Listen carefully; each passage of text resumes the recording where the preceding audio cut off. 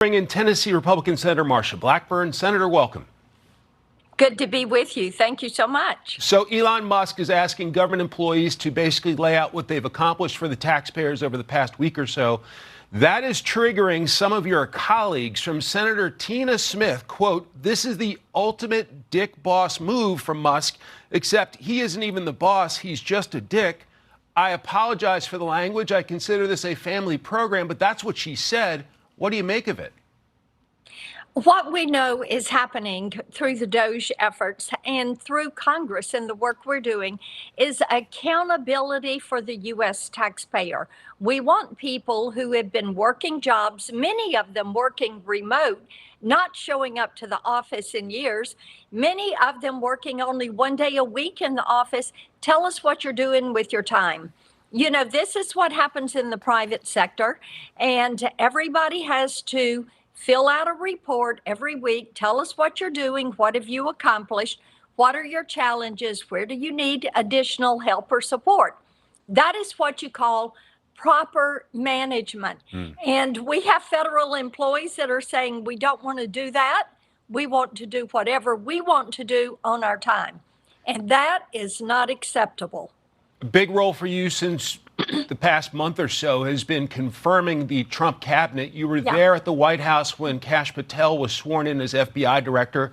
Would you tell us about that experience?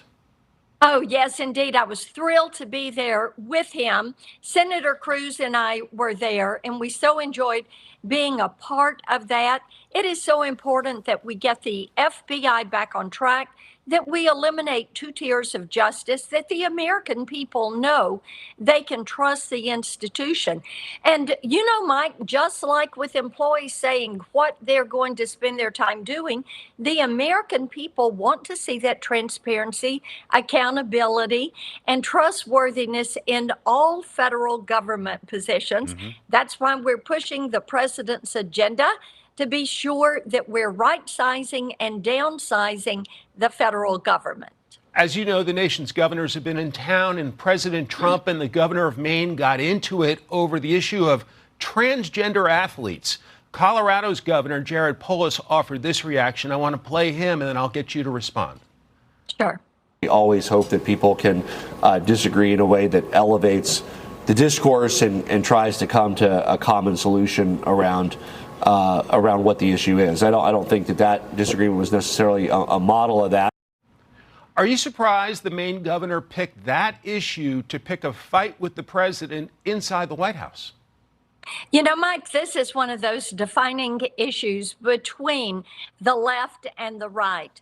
We fully believe that President Trump is right on this. It is the policy of the federal government that we will support Title IX as there for women in women's sports. And we will not support men, biological men, in women's sports. And as President Trump said, that this is the federal position, and therefore the governor should be enforcing that. She should want to protect women in women's sports. It is unbelievable that she would choose to not do that. President Trump is urging Republicans in Congress to stick together as you all work to basically codify some of his major priorities. Let's play the president. I think the speaker and the leader have done a fantastic job. That's Thune and Johnson, and I think they've done two guys really working hard and they're really doing a great job. But we have a lot to stick with. We have a lot to stick together for, because what we've done has never been done before. The House and Senate are taking different approaches on passing that legislation. Will you all stick together to get it done? The goal is to support the president's agenda. That is what we did in the Senate on Thursday, as we worked through the process. And, you know, it may be three bills that we do in the Senate. The one that we have just put in place, the president's agenda on energy, border, military. Then let's follow that with our second reconciliation that will make the Trump tax cuts permanent, based on policy, and then a third bill this time next year where we can deal with issues like tax on tips and overtime and Social Security and some of those issues.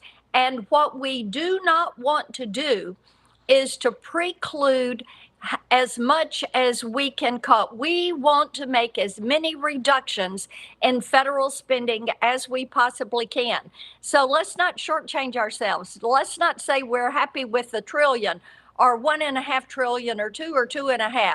Let's keep pushing until we remove the fat from the federal government and we achieve a savings, a tax savings for the American people. We're nearly out of time, but are you sympathetic to Speaker Johnson with his historically slim majority in the House? And this is why the president wants options. The House has one approach, which is one big, beautiful bill. We in the Senate think that we can reduce more and remove outdated agencies, DOGE more, if we do 3 bills and push ourselves that direction so that we leave no antiquated or outdated programs and no wasteful spending. This is important to do for our kids and grandkids. This is a once in a lifetime opportunity. Let's take the advantage of having 3 possible reconciliations, use them all, and cut as much as we can. Senator Marsha Blackburn of the great state of Tennessee, thank you so much for your time today. You got it. Thank you.